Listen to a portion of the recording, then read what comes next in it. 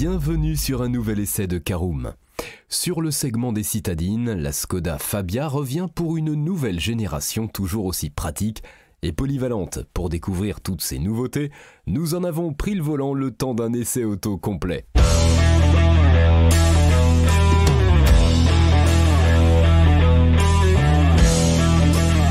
Bonjour et bienvenue pour un nouvel épisode des essais de Caroom. Chaque mercredi, on vous partage nos expériences, avis et notes sur les modèles que nous essayons pour répondre au mieux à vos besoins sur l'automobile. Caroom, c'est un comparateur de voitures neuves, d'occasion et de leasing, mais aussi un guide d'achat qui vous accompagne et vous conseille dans toutes vos démarches automobiles. Bonjour à tous et ravi de vous retrouver cette semaine pour un nouvel essai consacré à la Skoda Fabia nouvelle génération. Alors un sommaire en 4 parties, tout d'abord l'extérieur et le design de notre nouvelle Skoda Fabia. En deuxième partie, on grimpe à l'intérieur et nous vérifions l'habitabilité de notre Fabia. En troisième partie, nous verrons ce qu'elle vaut sur la route. Et en quatrième et dernière partie, un bilan global de notre essai de la Skoda Fabia. Alors lorsque l'on cherche une citadine, le choix est large, ce segment est investi par de nombreux constructeurs qui proposent chacun une vision différente de ce que doit être une voiture adaptée à la ville.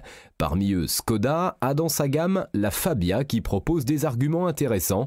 En effet, le constructeur tchèque a plus une réputation pour ses véhicules familiaux que ses véhicules urbains. Et si la Fabia arrivait parfaitement à lier les deux, réponse dans notre essai sur les routes de la République tchèque. Pour commencer notre premier chapitre, parlons de l'extérieur et le design de la nouvelle Skoda Fabia. En effet, le segment des citadines est une catégorie où les véhicules tentent de se faire remarquer avec une personnalisation poussée ou encore un look agressif. La Skoda Fabia n'y succombe pas et propose un style moderne et sobre. Cette nouvelle génération de la Fabia se modernise puisqu'on y retrouve des optiques à l'avant à LED qui sont de série, un éclairage de jour qui apporte une pointe d'agressivité, une calandre qui occupe tout l'espace entre les optiques et un bouclier plutôt acéré. L'arrière est classique avec des phares à LED et un lettrage Skoda en toutes lettres. L'ensemble est homogène et rend cette Fabia adaptée à tous les âges. De plus, le coloris gris-argent de notre modèle d'essai permet parfaitement de se fondre dans la circulation tchèque où plus de 50% des parts de marché sont occupées par Skoda. En ce qui concerne ses dimensions, la Fabia mesure 4,10 m de long pour 1,78 m de large. Allez, on ouvre notre deuxième chapitre et on ouvre également la portière. Voyons l'intérieur et l'habitabilité de la Fabia 2022. Eh bien, si on choisit une Skoda, c'est généralement pour son espace intérieur qui est supérieur aux concurrents. Cette Fabia ne déroge pas à cette règle et offre un habitacle particulièrement accueillant pour une citadine. On trouve dans cette Skoda Fabia un coffre de 380 litres qui lui permet de flirter avec la catégorie des berlines compactes. De plus, ce dernier peut être équipé en option de nombreux équipements comme des filets, un fond de coffre en plastique antidérapant, un sac multifonction et bien évidemment une plage arrière. Des accessoires compris dans le pack Simply Clever à 180 €. Lorsque l'on s'installe à son volant, on se sent vite chez soi avec des commandes claires et simples d'utilisation. Tout est à sa place et on ne passe pas quelques secondes à chercher la commande souhaitée. Les finitions sont très respectables même si elles laissent le luxe des plastiques moussés à ses cousines Volkswagen Polo et Audi A1. Les personnes de grande taille ne sont pas du tout à l'étroit dans la Skoda Fabia. Le siège est réglable en hauteur, en inclinaison et en longueur. Le volant dispose d'un réglage en hauteur et en profondeur, ce qui permet au conducteur de trouver la position idéale avant d'aligner les kilomètres. Au sujet des équipements qu'elle embarque, elle ne manque de rien dans cette finition style. Les essentiels sont présents pour une citadine et même pour une berline compacte. Le conducteur se voit épaulé par de nombreuses aides à la conduite comme le régulateur de vitesse adaptatif, le Travel Assist, la caméra de recul, l'aide au stationnement avant et arrière, l'Apple CarPlay et Android Auto, mais aussi le Digital Cockpit permettant de retrouver les informations clés du véhicule directement derrière le compteur. Puisque la Skoda Fabia est la citadine du constructeur à la réputation familiale, les passagers profitent d'équipements de confort, les sièges avant sont chauffants, la climatisation est bizone, les places arrière offrent un espace relativement généreux et un accoudoir central. La Fabia se prend alors pour une petite famille.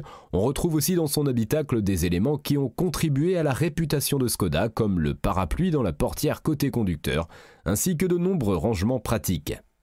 Eh bien c'est le moment de partir et de passer à notre troisième partie. Je vous propose donc un essai en conduite. La Skoda Fabia dispose de ressources lorsqu'il s'agit de prendre la route, c'est le moins que l'on puisse dire. Sa motorisation 1,5 litre TSI est un 4 cylindres turbo d'1,5 litre donc, développant la puissance respectable de 150 chevaux et 250 Nm de couple. Elle sait passer de 0 à 100 km/h en 8 secondes et peut atteindre 225 km/h en vitesse de pointe. Une mécanique qui suffirait pour lui offrir un positionnement plutôt sportif sur le marché des citadines si c'était le souhait de Skoda. Cependant, les Tchèques préfèrent proposer cette mécanique pour offrir des qualités routières intéressantes à la Fabia. En effet, le véhicule est capable de relancer dès les bas régimes grâce à sa mécanique coupleuse et pleine. La Fabia sait aussi être dynamique avec sa boîte de vitesse DSG à 7 rapports qui est rapide et douce. Le mode de conduite sport permet à la Fabia de réduire ses temps de reprise puisque la boîte DSG maintient le régime moteur plus haut. Bien que la voiture reste très sérieuse, on peut prendre du plaisir derrière le volant de la Fabia malgré une direction peu informative. Avec cette mécanique, les parcours extra-urbains et autoroutiers ne sont pas des soucis pour la Fabia qui s'en accommode parfaitement. L'intérieur est bien insonorisé, le moteur disponible et l'amortissement confortable. L'ensemble donne un véhicule agréable à conduire hors des centres urbains. En ville, la Fabia est toujours sérieuse et agréable, elle dispose d'une direction douce mais son rayon de braquage n'est pas le meilleur de la catégorie. En ce qui concerne sa consommation, c'est ici que l'on paie le choix d'une mécanique puissante. En effet, lors de notre essai plutôt dynamique, on a relevé une consommation de 8,5 litres pour 100 km.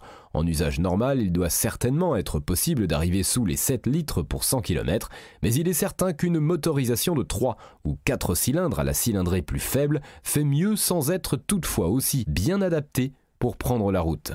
C'est alors un choix à faire. Préférez-vous un moteur plus petit pour économiser sur les pleins d'essence ou une mécanique à la consommation supérieure mais agréable lorsqu'il s'agit de prendre la route ? Voilà, c'est l'heure de faire le bilan global de notre essai. La Skoda Fabia semble s'imposer comme la citadine des familles puisqu'elle offre par son espace à bord et son comportement routier une grande polyvalence. Elle est en mesure d'aller empiéter sur la catégorie supérieure et on peut alors se demander légitimement pourquoi dépenser plus. Les tarifs de la Skoda Fabia débutent à partir de 17 070 € dans la finition active. Notre modèle d'essai, lui, s'échange contre la somme proche de 27 000 € avec la finition style et le moteur 1,5 litre TSI.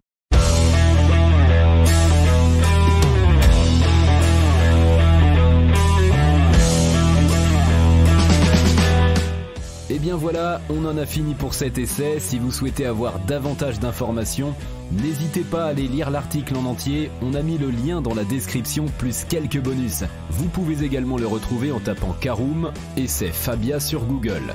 Et si vous avez encore des questions, vous pouvez laisser un commentaire sur l'article ou les poser sur notre forum.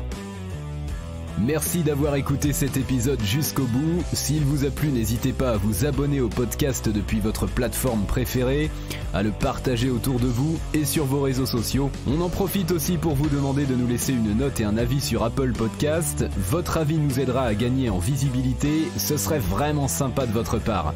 Si vous souhaitez vous renseigner davantage pour l'achat d'une voiture neuve ou d'occasion, ou que vous voulez encore plus de conseils et de bons plans, rendez-vous sur www.caroom.fr. Si vous avez encore des questions, des remarques ou des recommandations, n'hésitez pas à nous contacter sur nos réseaux sociaux. Merci encore et à mercredi prochain pour un nouvel essai du podcast de Caroom.